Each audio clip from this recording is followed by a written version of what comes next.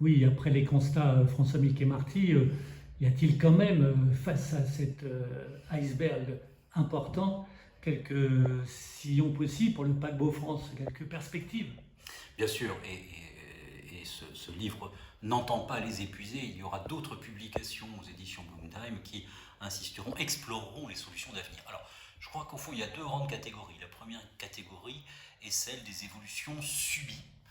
Ce serait le scénario noir, hein, de crise croissante. Je pense en particulier à une crise financière qui placerait la France en situation extrêmement difficile, de contraintes de réduction majeures subies de dépenses publiques et qui conduirait a posteriori à un sursaut, mais qui serait la réponse à une crise majeure en réalité. Bon, donc ça c'est le scénario noir si on peut dire.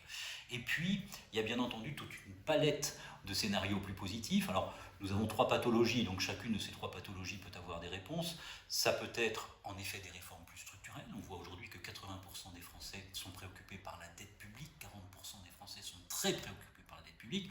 Ça peut inciter, on le voit avec le gouvernement actuel de Michel Barnier, à des réponses peut-être un petit peu plus ambitieuses, audacieuses que celles qui ont été menées jusqu'ici.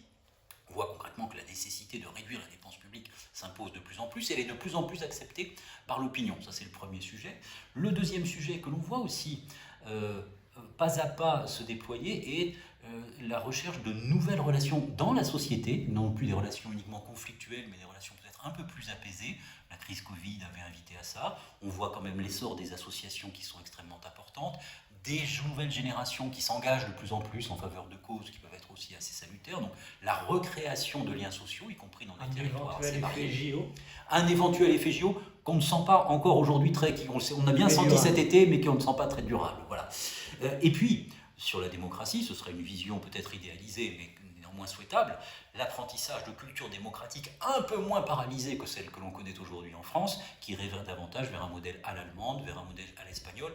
D'une certaine manière, ce serait là aussi une réponse au blocage. Et puis enfin, au-delà de tout ça, je crois que les entreprises jouent un rôle majeur de dépassement, d'innovation. Les entreprises ont pour vocation de rompre avec les modèles actuels et d'essayer de fédérer des publics de plus en plus fragmentés, de plus en plus fracturés, autour d'offres nouvelles, autour de réponses nouvelles. Je crois que les entreprises, dans cette œuvre de transformation, peuvent aussi jouer un rôle majeur. Voilà. Ce sont quelques grandes hypothèses qui, bien entendu, appelleront à être explorées au cours des mois et des années qui viennent, ce à quoi nous allons nous attacher dans le cadre de cette collection. Oui, parce qu'il ne faut pas être totalement pessimiste par rapport aux problèmes auxquels on est confronté. D'une part, et puis nous sommes, alors ça peut être une volonté en effet, et un espoir, et puis nous sommes sur une matière qui au fond est une matière de société. D'ailleurs, précisément, je crois que la capacité d'adaptation de la société, elle tient aussi à la douleur ou à la difficulté à supporter des tensions majeures. Donc, le scénario qui serait au fond un scénario positif serait que face à ces blocages croissants, une partie croissante de l'opinion publique et donc des dirigeants et donc des entreprises se disent il faut changer, il faut adopter de nouveaux comportements. C'est peut-être une voie plus optimiste que le scénario, seul scénario du ticket vers l'iceberg. Merci François-Mickey Marty. Merci à vous.